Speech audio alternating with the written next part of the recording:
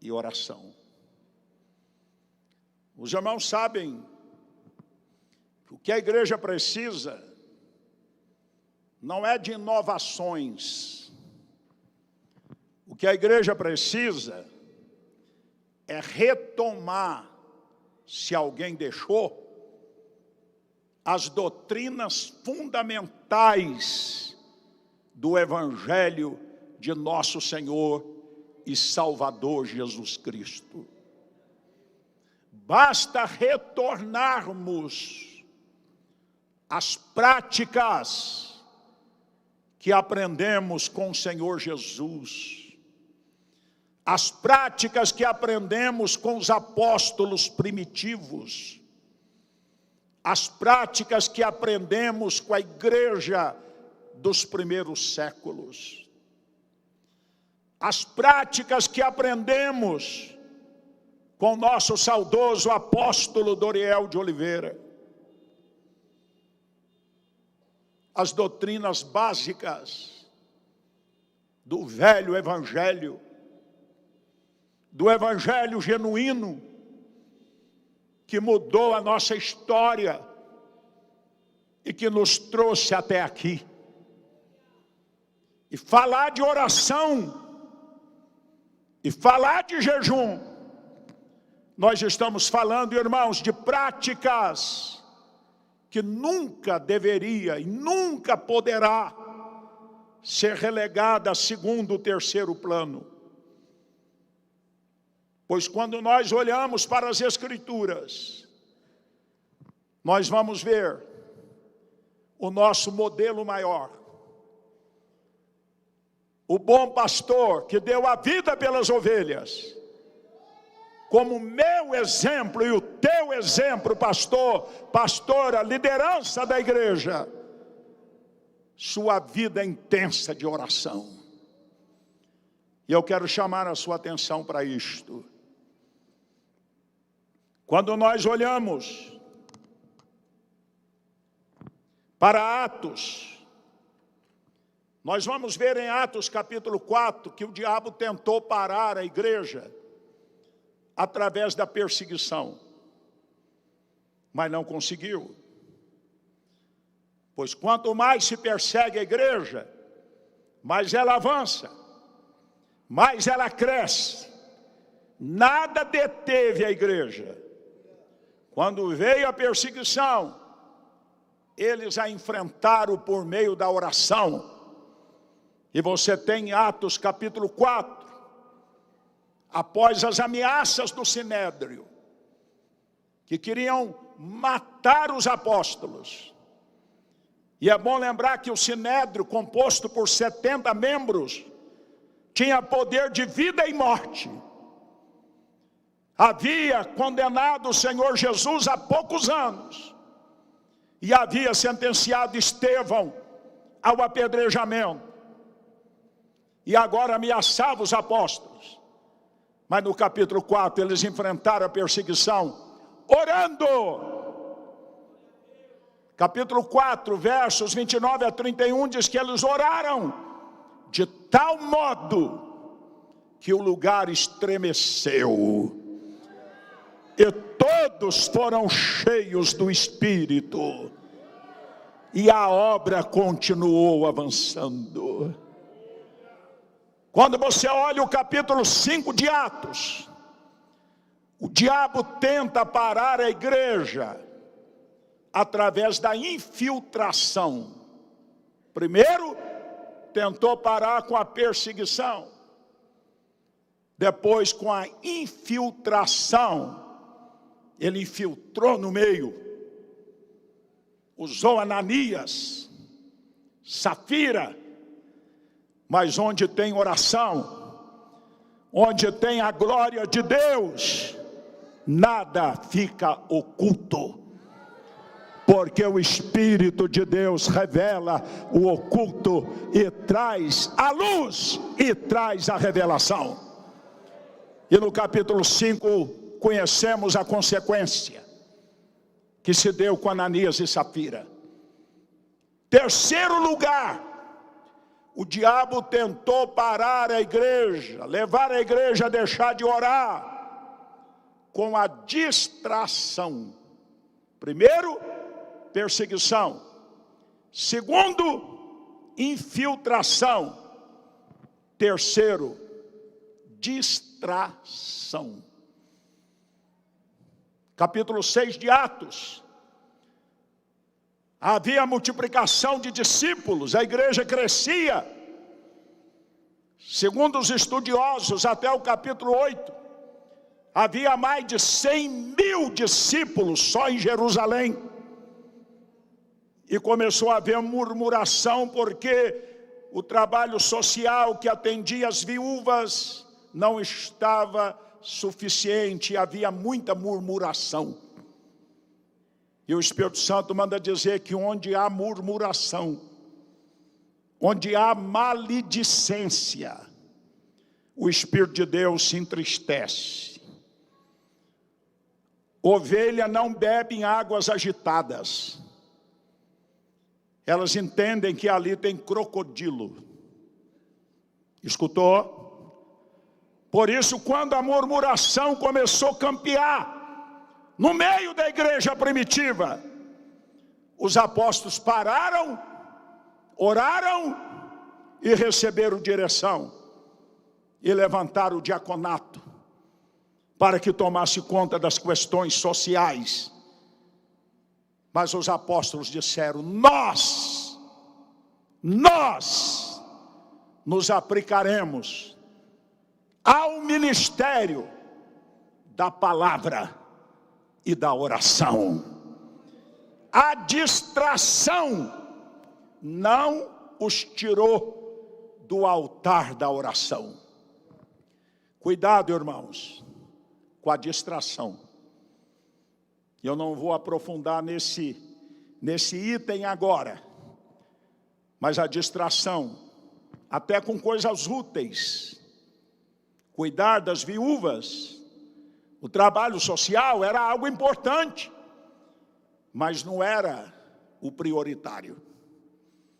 O prioritário era a conexão, era o tempo de qualidade, era a intimidade com o Senhor. Em segundo plano vinham as questões sociais, que não devem ser desprezadas.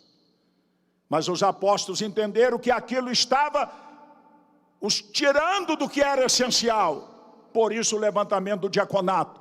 E eles dedicaram ao ministério da palavra e da oração. Vamos olhar agora para o Senhor Jesus, nosso modelo. Aleluias.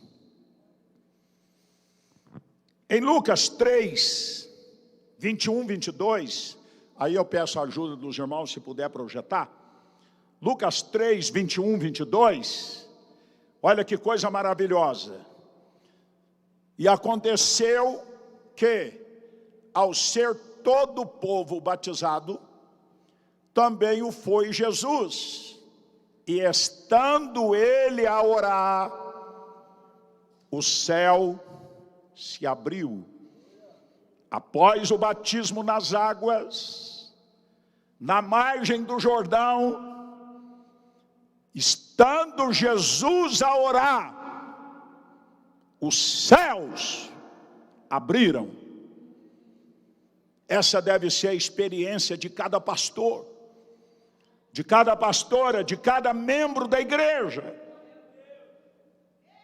Ao orar ao Senhor, os céus precisam serem abertos. Nem todos os ambientes de culto você percebe o céu aberto. Nem todos os momentos que você propõe orar, você nota, percebe o céu aberto. Há lugares que há resistência, que há barreiras, que há impedimento. Eu lembro o apóstolo Doriel, quando dava aquele grito: ó Deus!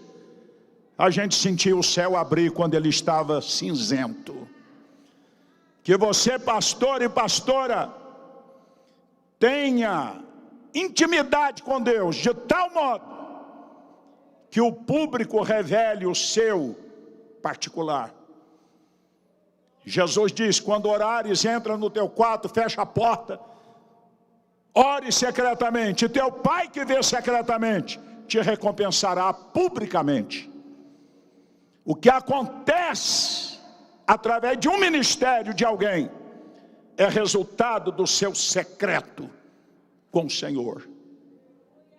Jesus orou e o céu abriu. O céu está aberto aqui nesta manhã. Quem pode crer faz um barulho aí de glória a Deus. Você atrai a presença. Você não assiste a um culto, você presta a Deus um culto coletivo. Amém, irmãos? Você sabia que tem pessoas que vêm para o culto e dizem assim, ó, se ele não diz, ele pensa que o ministério de louvor se vire lá, mas eu quero aqui sentir fogo, eu quero aqui ser tocado, eu quero aqui ser quebrantado, que esse pregador se vire, eu quero a glória de Deus aqui, ele tem que transmiti-la. Não, não, não, não, não. Olha para cá, o Espírito Santo opera em parceria com você. Na medida que você abre a boca, na medida que você glorifica, na medida que você louva, na medida que você exalta, o poder do Espírito, a unção que está em você, sobre você, ela vai aflorando de forma mais intensa. Então, queridos, nesta manhã, louve, exalte, glorifique, preste a Deus o seu culto, e a glória de Deus vai te tocando e vai te enchendo. Aleluia! Vida de oração do Senhor Jesus. O tema dessa mensagem é vida de oração do líder e da igreja. Lucas 4, do verso 1 ao 13, não vamos ler que o texto é longo. Mateus 4 também, a partir do verso 1, nós vamos encontrar o Senhor Jesus 40 dias e 40 noites no deserto. E quem o levou para o deserto? Mateus descreve que quando Jesus foi batizado nas águas, e o Espírito desceu sobre ele em forma corpórea de uma pomba, diz lá o texto, e o Espírito, com E maiúsculo. Toda vez que você vê Espírito com E maiúsculo, está fazendo referência ao Espírito Santo. O Espírito o conduziu para o deserto. Às vezes o Espírito Santo nos leva para o deserto, viu, irmãos? Deserto aí representa tempo de prova, de luta, de batalha, às vezes de escassez. Mas quero dizer para você que tu não vai morrer no deserto. Há uma terra prometida que mana leite e mel para aqueles que submetem ao processo. Há um processo. Davi foi ungido rei, imaginando que no dia seguinte ou nos próximos meses ele ascenderia ao trono. Mas isso não ocorreu. Durante 10 anos ele passou por um processo, e você conhece bem. Foram necessárias mais 2 unções sobre Hebrom, sobre Judá, e depois para ele assumir o trono de Israel. Você está no deserto, O Espírito Santo pode estar tratando com você em áreas que ele precisava ministrar. Aguente firme o processo. Canaã está logo ali. A vitória está logo ali. Aquele que prometeu é fiel. Aleluia! Ele não é homem para que minta, nem filho do homem para que se arrependa. Porventura diria ele, não faria, ou falaria e não confirmaria. 40 dias. O meu exemplo maior, o teu exemplo maior de pastor, de apóstolo,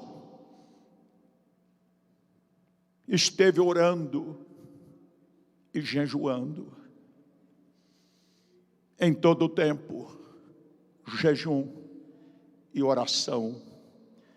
Se ele, como Emanuel, Deus encarnado, precisou de 40 dias para começar o ministério, imaginemos nós. Por isso o diabo luta para nos afastar de uma vida intensa de oração e de jejum. Outro dia eu ouvi o depoimento de um cidadão muito conhecido. E ele não vigiou, e ele provocou um escândalo, e ele caiu. E alguém perguntava àquele irmão, quando foi que aconteceu a sua queda? Ele disse, a minha queda não foi quando o meu pecado foi consumado. A minha queda se deu quando eu me afastei da fonte. Permaneça junto à fonte. Permaneça na sua intimidade com os céus. Permaneça na tua vida de jejum, de oração, como nos primórdios. E a glória de Deus te acompanhará. A presença manifesta do Senhor te seguirá. E onde você chegar, esta glória irradiará, contagiará e tocará multidões. 40 dias e 40 noites. Jesus nos deu o modelo. O diabo pensou que seria fácil, como foi com Adão e Eva. E ele tentou Jesus nas 3 áreas que ele tentou Eva, lembra? Concupiscência dos olhos, concupiscência da carne e soberba da vida. Jesus é chamado de o segundo Adão. Mas em todas as áreas que ele teve sucesso contra Adão e Eva, ele foi derrotado, vencido. Aleluia! Porque o Senhor estava orando e jejuando e usou a espada do Espírito e venceu por ele, por mim e por você. Aplauda ele com alegria, meus irmãos. Jesus, eu sinto ele aqui. Para Jesus a oração era mais importante que as multidões. Vou repetir. Para o Senhor Jesus, a oração secreta, a oração íntima, era mais importante que o sucesso ministerial. Vou repetir. Para o Senhor Jesus, seu secreto com o Pai, seu a sós com o Pai, seu tempo de oração era mais importante que o sucesso ministerial. Veja o que diz esse texto. Ele estava no auge do ministério. Multidões vinham e iam, sinais, prodígios e maravilhas. Mas olha o que ele fez. Lucas capítulo 5, verso 15 a seguir. Olha que coisa linda, que fundamenta o que eu estou dizendo. Porém, o que se dizia a seu respeito, cada vez se divulgava, era o sucesso ministerial.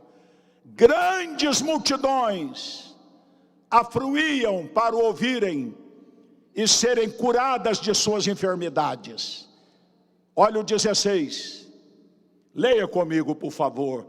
Abra a boquinha até no pé da orelha, porque isso aqui é muito forte. 1, 2, 3.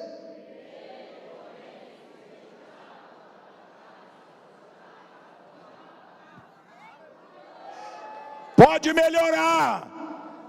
Mais uma vez no 3, vai. 1, 2, 3.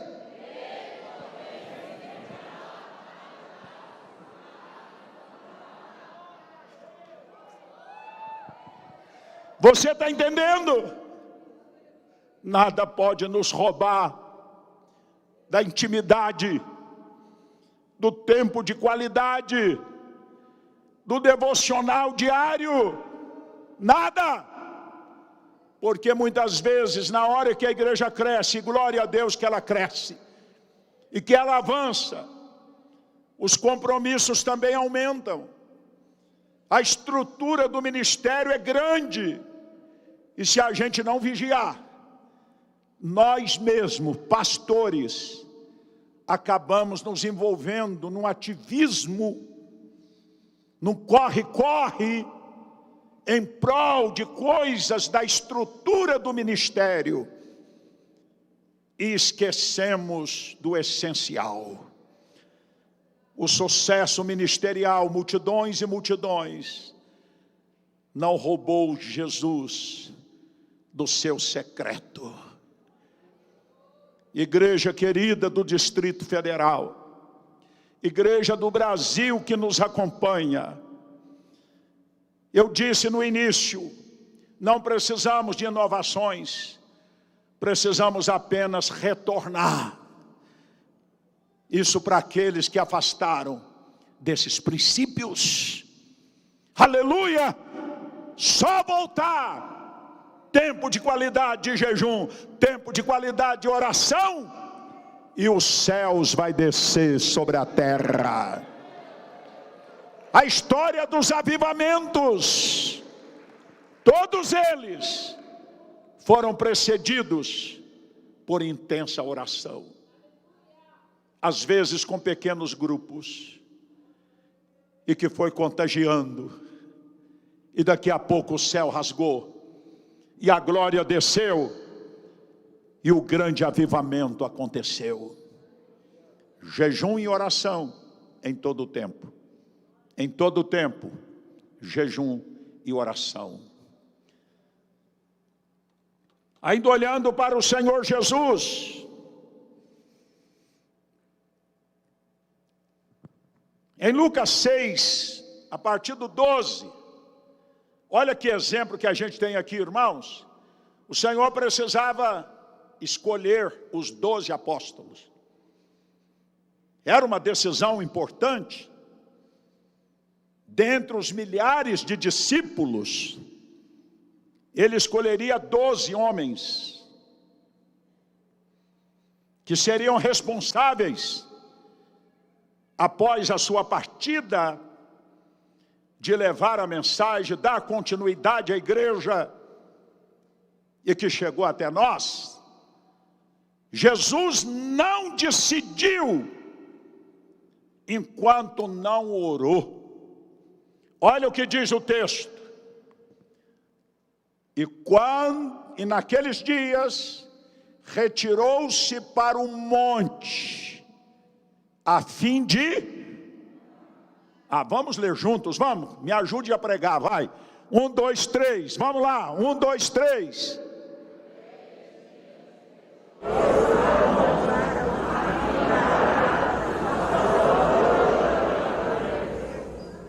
Irmão, nós estamos falando do Senhor Jesus. Ele diz: aprendei de mim, Paulo disse: sede meus imitadores, como eu sou de Cristo. Aleluia! Nós continuamos não acreditando em ministério de pastor, de pastora que não ora. Não adianta PhD em divindade, não adianta uma grande cultura teológica ou secular, se não tem vida, não vai tocar os corações, não haverá salvação, não haverá regeneração, não haverá renovação. Nós dependemos da unção, da glória, que se manifesta de acordo com a tua intimidade, não que você vai pagar. A graça é graça, mas não é de graça. Há um preço de renúncia, há um preço de entrega, há um preço de oração, de jejum, para que possamos ter vida abundante fluindo em nós e através de nós. Eu sinto Ele aqui, a glória dele está aqui neste ambiente. Irmãos, esta convenção distrital, mais a convenção nacional, que vai abordar esse tema, nós convocamos o Brasil agora, por regiões, para começar 40 dias de jejum e oração, antes da convenção. A torre vai estar movimentada durante toda a convenção, e a glória que vai manifestar nesse lugar, o que Deus vai fazer nesta convenção, vai ser algo que os olhos não viram, os ouvidos não ouviram, e não subiu ao coração humano, mas o Senhor tem preparado para os que o amam. Se você crê, se manifesta diante dele. Não, pode melhorar, pode melhorar.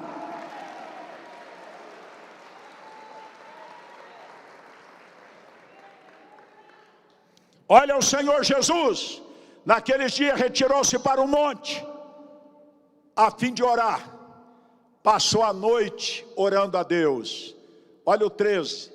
Quando amanheceu, chamou a si os seus discípulos e escolheu 12 dentre eles, aos quais deu também o nome de apóstolo.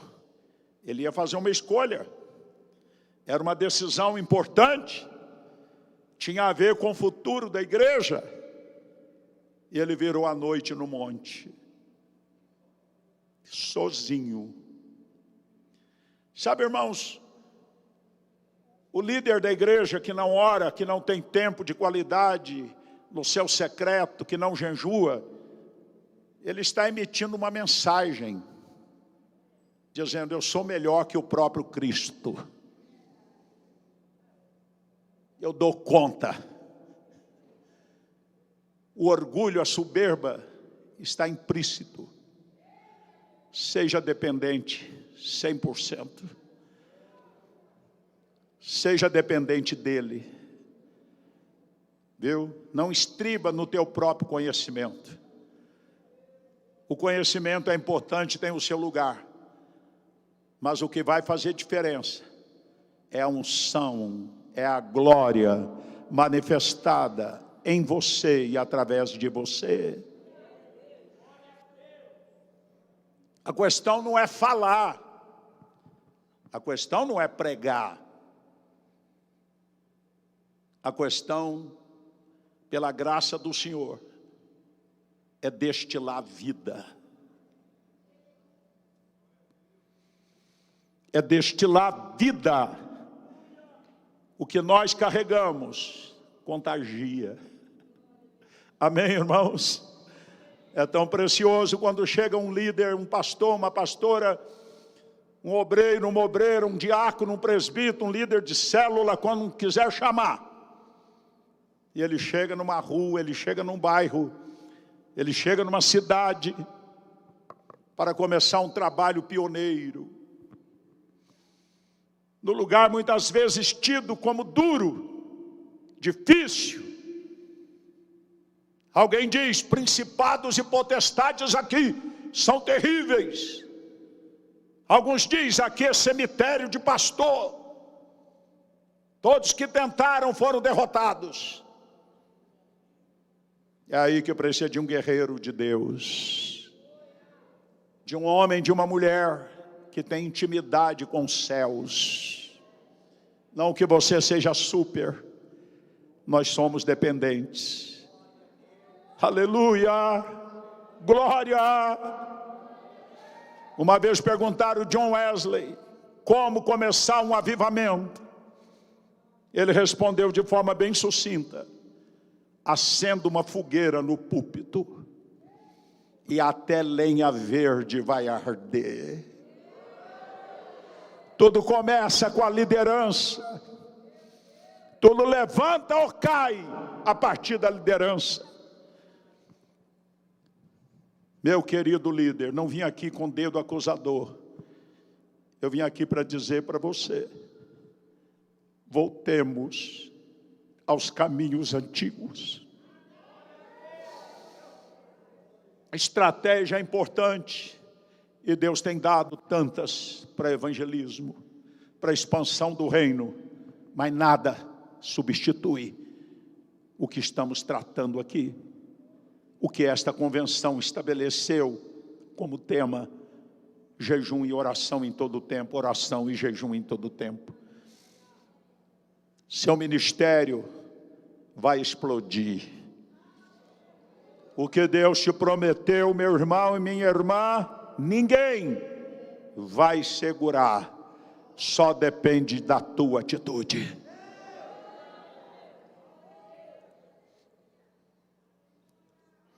O exemplo de Jesus: não decida nada sem orar.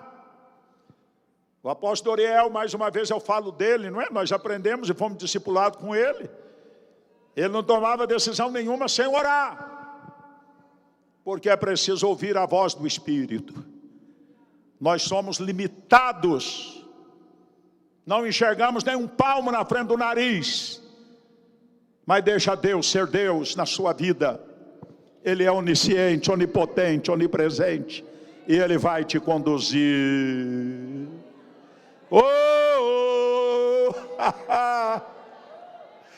Glórias a ti, Senhor.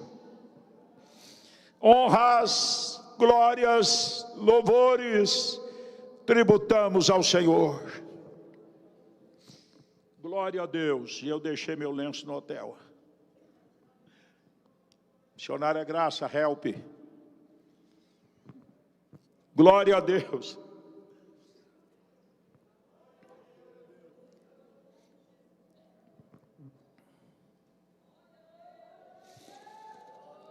Jesus preparou para enfrentar a cruz através da oração.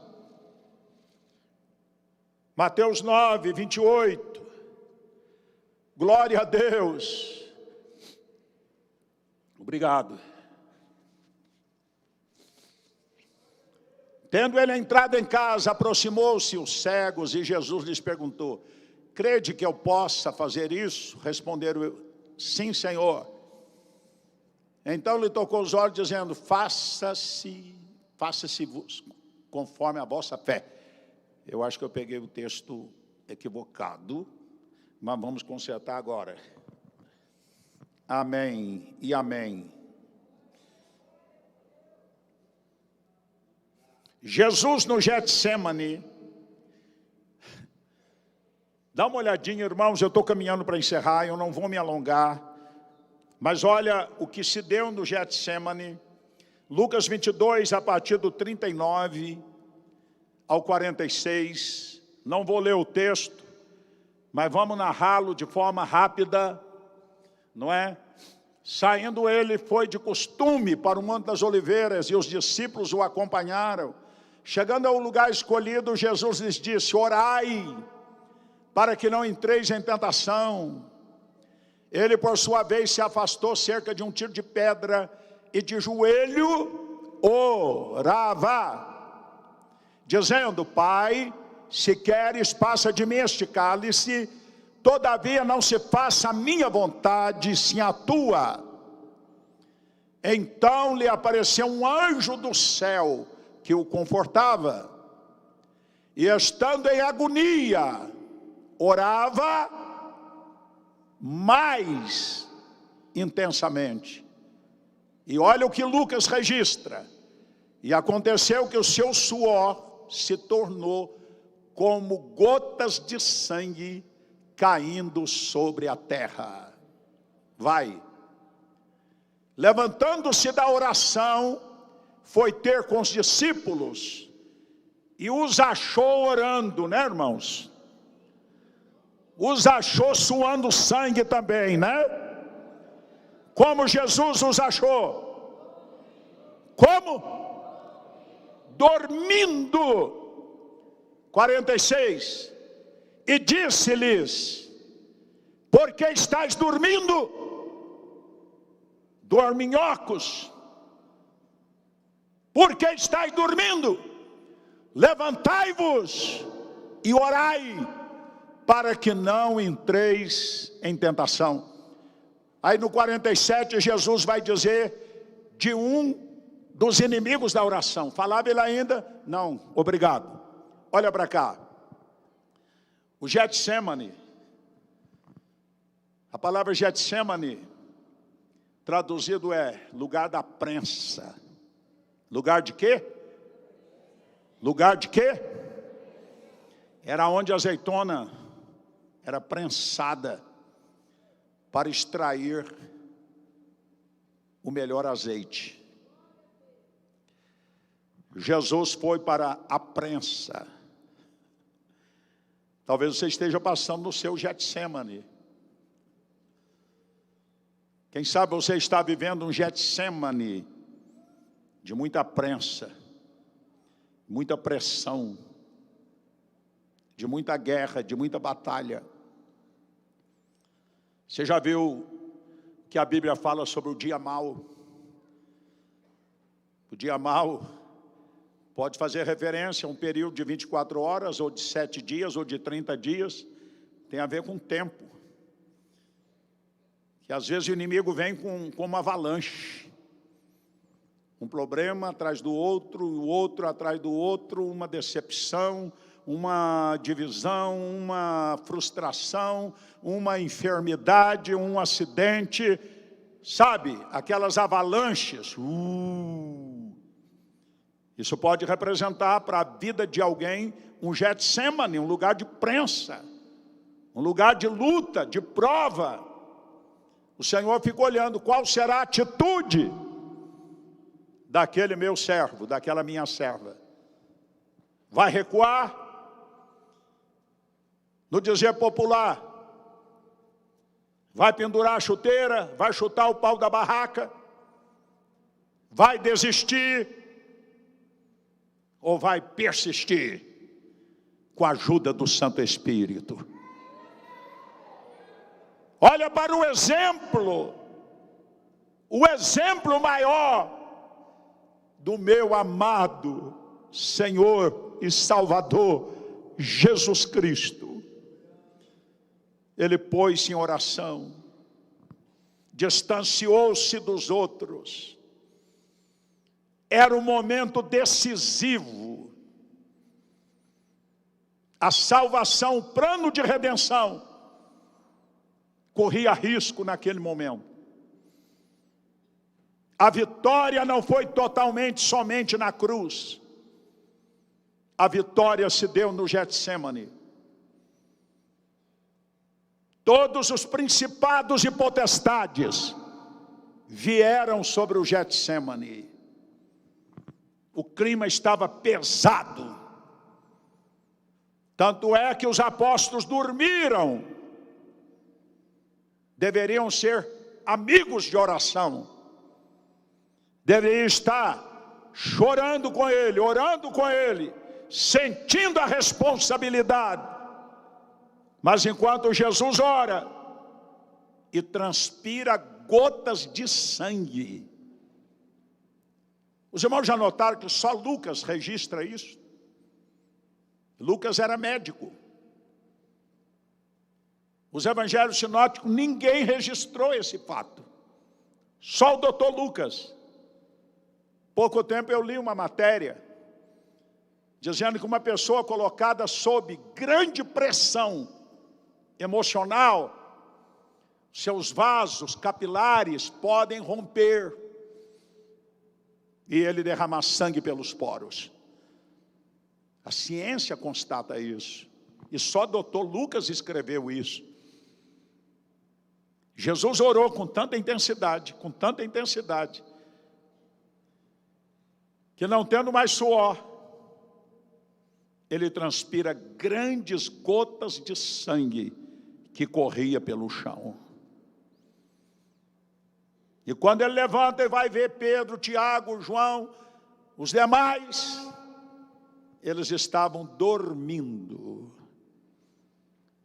Olha para cá, irmãos, eu não ia dizer isso, mas o Espírito de Deus manda dizer, olha para cá. Nós precisamos de oração secreta, particular, mas precisamos de oração coletiva. Nós precisamos de amigos de oração.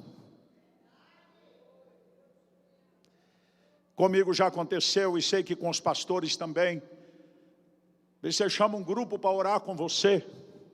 A carga é grande, a responsabilidade é grande. E você vai orando. De repente você nota que a vozinha dos irmãos que estavam orando com você vai diminuindo. Não é? Tem uns que levanta antes do pastor dizer o amém. Eu chamo a atenção seriamente, treino os pastores com relação a isso. Você é um comigo. O encargo que está sobre mim, você deve carregar. Você deve senti-lo. Porque a obra é no coletivo, a igreja é um corpo. Mas tem gente que para de orar, levanta, vai mexer no celular, vai atender telefone. Jesus levanta do Getsemane transpirando sangue, na hora mais difícil, e a sua equipe estava dormindo. Que Deus nos dê, missionária Ruth, parceiros de oração. Que Deus dê para cada pastor aqui, uma equipe que seja um com você. Que carregue as cargas uns dos outros. E que não pare de orar e de consagrar enquanto o teu líder, o teu pastor, não disser amém. Isso é lealdade também, fidelidade. E a mesma visão. Jesus chega e diz, não podeis orar nem uma horinha.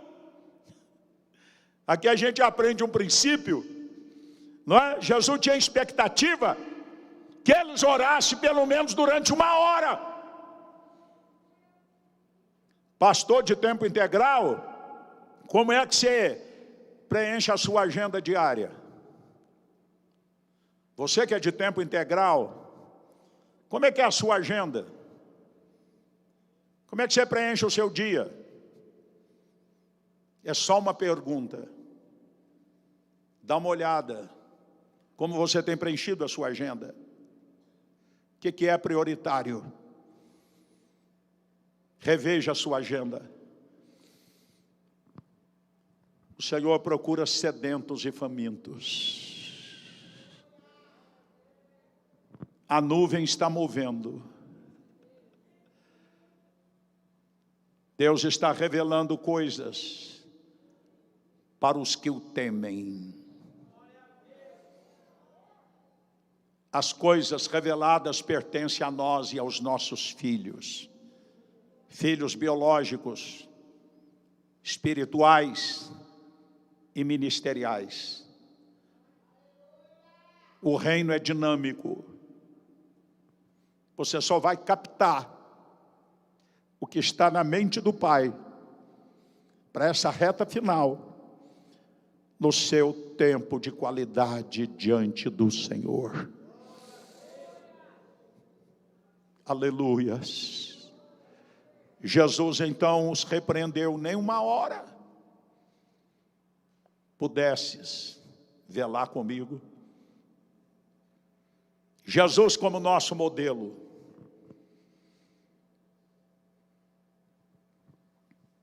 Mas se você olhar para a igreja primitiva, para os apóstolos, Pedro e João subiam juntos, a hora da oração, a nona, Pedro e João, colegas, amigos, parceiros de oração. Aleluia. Quando você olha para Atos 1,14, e a igreja unanimemente perseverou durante 10 dias, orando no cenáculo, na expectativa da chegada do Espírito Santo. Que Deus nos dê o espírito de intercessão, de oração. Eu vou parar por aqui, mas nós vamos prosseguir amanhã, hoje à noite, amanhã, nesse mesmo tema. Vamos ver quais são os inimigos da oração. Vamos ver tantos exemplos. Todos os personagens bíblicos foram homens e mulheres de oração e de jejum que marcaram a sua geração. Que o Espírito de Deus ative essa chama e que possamos voltar aos velhos, os antigos caminhos estabelecidos. Fique de pé na presença do Pai.